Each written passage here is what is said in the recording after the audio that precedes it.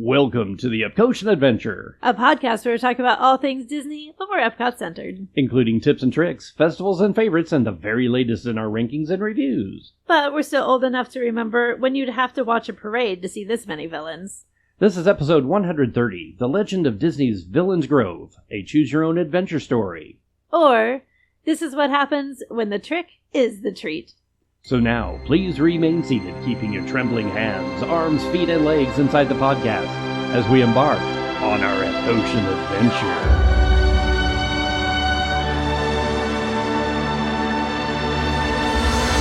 We call it Epcot.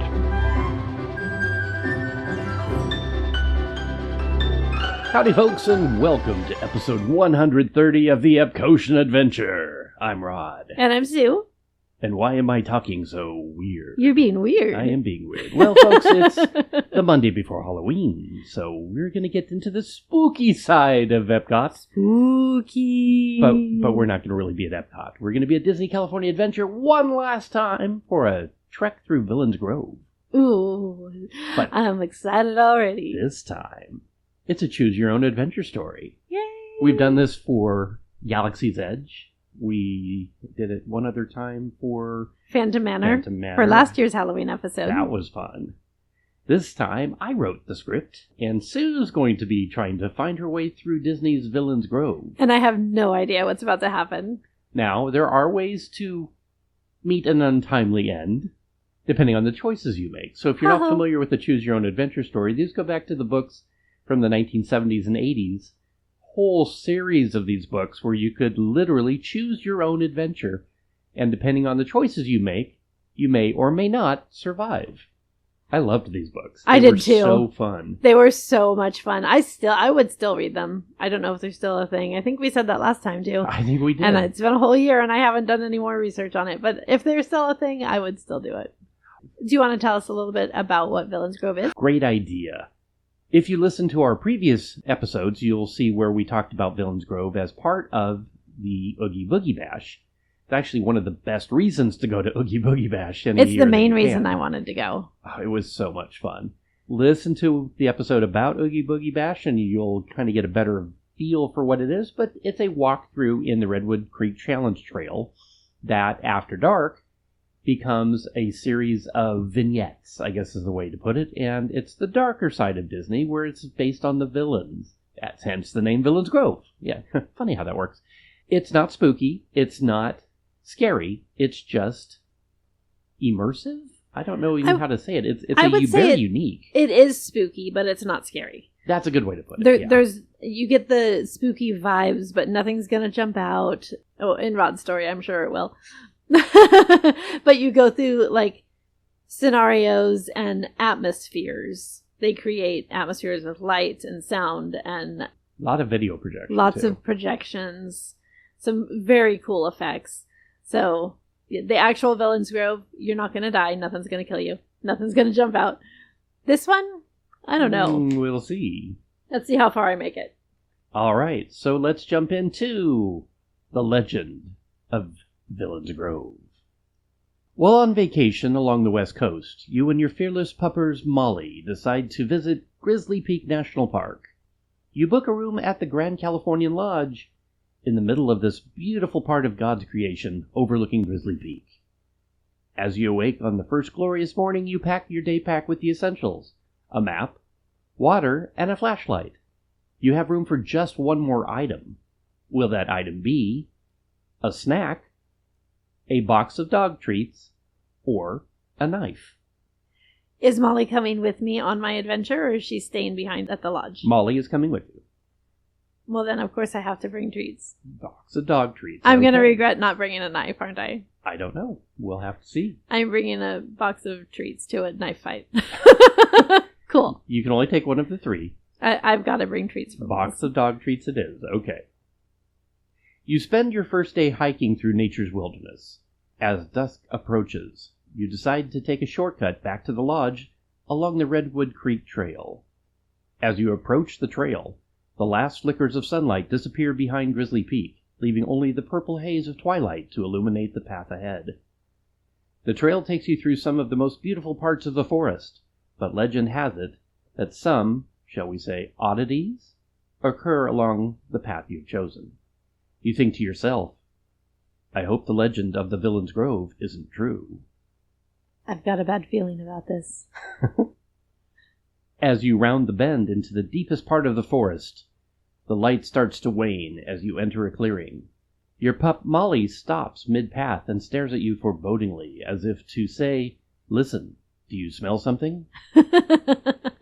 As you move ahead, you catch a whiff of what smells like incense. You start to hear what sounds like chanting? In the thicket to your right, you catch a glimpse of what appears to be a man dressed in robes coming towards you. Do you, A, walk towards him and greet him, or B, turn and continue down the path?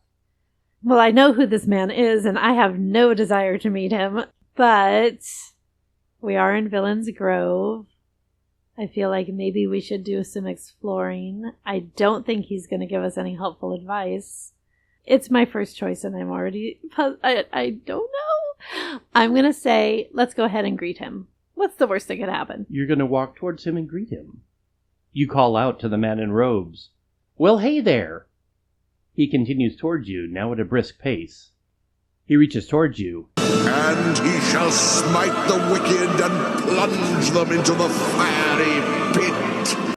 You close your eyes and flinch, expecting to feel his icy touch on your soul. Then, silence. You open your eyes only to find Molly pulling at the leash, urging you to follow her down the path.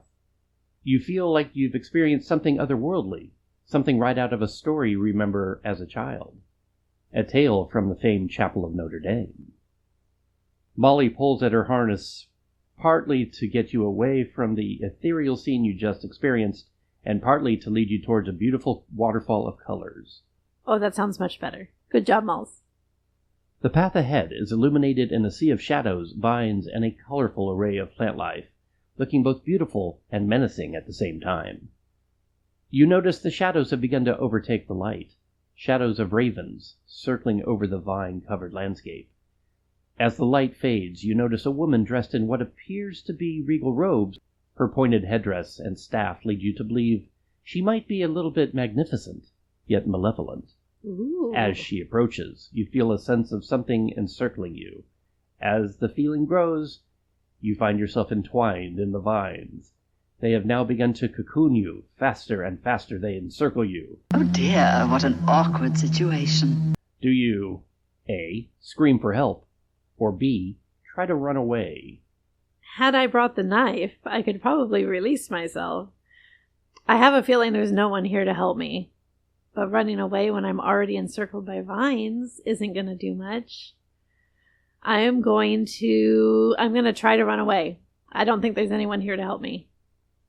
You try to shake off the vines, but only manage to fall over. Molly grabs at the vines around you and manages to get one hand free. That's enough for you to start pulling yourself free from the growing danger. With Molly's help, you are free and find yourself running down the path further into the grove. Good job, Molly. Thank you, sweetheart. You realize that not only was this woman malevolent, she was also maleficent. You can't wait to tell your friends about this. The further into the grove that you explore, the more curiouser the path becomes. The path ahead becomes awash in an explosion of color, sound, and mayhem. The twisted vines you saw prior have morphed into twisted rose bushes. The flowers appear to be painting themselves white to red and back again. Out of the only patch of darkness, a smile appears. Then a purple-striped body, followed by a round face. It's a cat, you say to Molly. A Cheshire cat. How are you getting on? You answer, A. Not at all. Please, can you help me find my way out of this weird place? Or B. I'm doing just fine. I know my way. Thank you. Well, the Cheshire Cat is my favorite character, and I know for a fact that he is only out for a good time. If I ask him for advice, it is not going to end well. So I'm going to tell him that I know where I'm going. Because we do have a map. That is true. You begin to turn away from the cat and continue down the path when a large, rotund woman bounds out of the forest and says, Do you play croquet? You politely decline and continue your journey. Poor Molly looks like she's seen her vet, shaking and trying to get away as fast as possible, However, you realize Molly isn't shaking. It's you. Uh-oh. Rounding a bend, you begin to smell sulfur. A steam vent launches the vile-smelling water high into the air just feet from where you stand. You notice what looks like the carcasses of elephants surrounding the path ahead. The sound of thundering drums and laughter fills your ears. To the right, you are startled by the presence of a scraggly-looking lion and a sea of marching hyenas. A trio of menacing creatures notices you and starts slowly towards you, teeth bared. Do you A, run, or B, try to reason with them? Oh my goodness, I know if I run they will chase me. That's their instinct. But if I try to reason with them, I know that they are Shenzi, Bonsai, and Ed, and they are not much to be reasoned with. But I don't think I can outrun 3 hyenas. I'm going to try to reason with them. Maybe they would like some Molly treats. Nice doggy. Cute little pooch. Maybe I got a milk bone. You hold your ground as you remember the box of dog treats in your day pack. You reach in and grab a handful of the treats and throw them at the approaching hyenas. They stop in their tracks at the sight of the delectable morsels and begin fighting each other, trying to get at them, giving you the opening you needed to run away. Yay! It worked! You hear the lion slowly trying to follow you out of the maze of steam vents, only to give up. As you pass the last of the steam vents, you hear, I'm surrounded by idiots. The darkness begins to envelop the path, making your journey slow to a snail's pace. As you are entering a clearing ahead, the shadows that surround you begin to take on a whimsical nature, as if they are dancing. It's then you catch a glimpse of one of the shadows morphing into a tall, slender man, adorned with a top hat. A tip of the hat from Dr. Vassilier. The shadows that once appeared as whimsical have now begun to appear evil. Chanting fills the air as you feel the presence of what can only be described as voodoo. Do you A, stop to try to communicate with the man in the top hat, or B, continue down the path away from this evil scene? Oh my goodness. Dr. Facilier is so charming and so charismatic. I have a feeling if I stop to talk to him, he's going to convince me to do something I should not be doing. I'm going to say I continue down the path. The man in the top hat stops and looks your way. He grins, but only for a moment. In a scene right out of a nightmare, the other shadows pull him back into the forest, leaving only the darkness. You feel as if you were almost there. You continue down the path, away from this hellish scene. The path bends into a thicket. You notice a storm approaching, almost out of nowhere, but at the same time out of everywhere at once. Lightning strikes a tree, then another, then another. A menacing laughter fills the air. An apple rolls towards you on the ground. Do you try to seek shelter from the approaching storm, or pick up the apple and take a bite? Well, that never ends well. I'm going to have to say that I continue and try to outrace the storm. You notice the path ahead runs through a hollowed-out tree, the perfect place to seek shelter from the storm. In the tunnel you find 7 small men and a woman whose face is, you could say, as white as snow. They are watching a small ball of light that hovers in midair, moving, almost beckoning you to follow. You follow the will-o-wisp through the tree into a shattering cacophony of beautiful music and flickering lanterns. The storm has ended. As dawn appears to approach, you realize that so has your journey. You have survived a night in the mythical Villain's Grove. Wait until your friends hear about this. That is, if you tell them. Congratulations! Yay! There were 4 places where you could have met your demise, and you passed all 4 of them. Yay! I did it! And yes, the dog treats, the knife, and the treat all could have been used in different places. The snack could have been used to save you in Alice in Wonderland. Okay. And the knife in Sleeping Beauty, Maleficent. Oh, see, I was right about You the knife. were right. I could have cut myself free of the vines. Let me just read a couple of the ways you could have. Yes, please. Let me know They what all end basically the same. But let's go back to, just for giggles, we'll go back to Maleficent. Where had you... Could Frollo have killed me? No. That was too early on. Yeah. Okay. Frollo was not, and it didn't matter how you got through or what you answered with Princess and the Frog. Oh, interesting. That was actually Okay. the same. That was just a choice, but it went nowhere. I like that. Sleeping Beauty would have ended if you scream for help. You try to scream for help. Unfortunately, your screams are quickly silenced by the tightening vines. You realize that not only was this woman malevolent, she was also maleficent. What little light you can see begins to fade as everything goes black. Your friends will only be told of your demise in the form of a myth, as Molly finds her way out of the forest.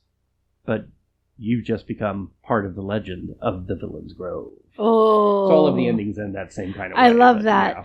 I'm glad Molly made it, even if I didn't.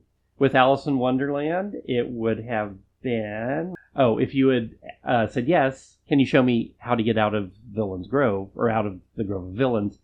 But of course, I can show you the way. A large rotund woman bounds out of the forest and screams, "Enough! It's always the Queen's way! Guards, off with their head!" Your friends will only be told of your demise in the form of a myth, blah, blah, blah. I love it. And Lion King, if you tried to run, you pick up Molly and run as fast as you can. However, you find the path through the elephant graveyard to be pockmarked with steam vents, slowing your escape. The hyenas are way too fast and surround you. The large lion jumps in next to you and begins inching towards you. Your friends will only be told of your demise, blah, blah, blah, blah. So that's... You did really that good. That is I'm awesome. impressed. That was so fun. You picked all of the right choices. Well, folks, that is the Choose Your Own Adventure for this Halloween. I love it. I love writing these. That was so fun. Good job. Doing these. How would you have chosen? Would you have met your demise? Or would you have managed to vanquish the legend of Villain's Grove? Bum, bum, bum. Happy Halloween, everybody. Fun. Happy Halloween. Happy Halloween. Before we go, we'd like to give a big thank you to our theme music composer, Jason Patrick Rowan, whose music is licensed to Pond 5. And of course, thank you, Phoenicians. Thank you, Phoenicians. And don't forget to rate, review, like, share, and subscribe. It really does help other people find us. You can find us on social media on Instagram, Facebook, and YouTube, and wherever you listen to podcasts. The Epcotian Adventure is a $1,000 brunch production and a proud gold member of D23. Thanks for joining us today for episode 130 of the Epcotian Adventure. I'm Rod. And I'm Sue. And we'll see you in live. Bye.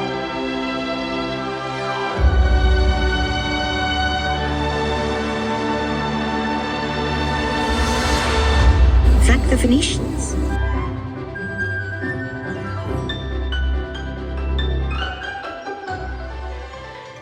The path ahead is illuminated in a sea of shadows, vines, and a colorful array... Colorful. The world is a carousel of color. You wrote it. I know. And we'll see you in line. Bye. For candy. Because it's Halloween. Happy Halloween.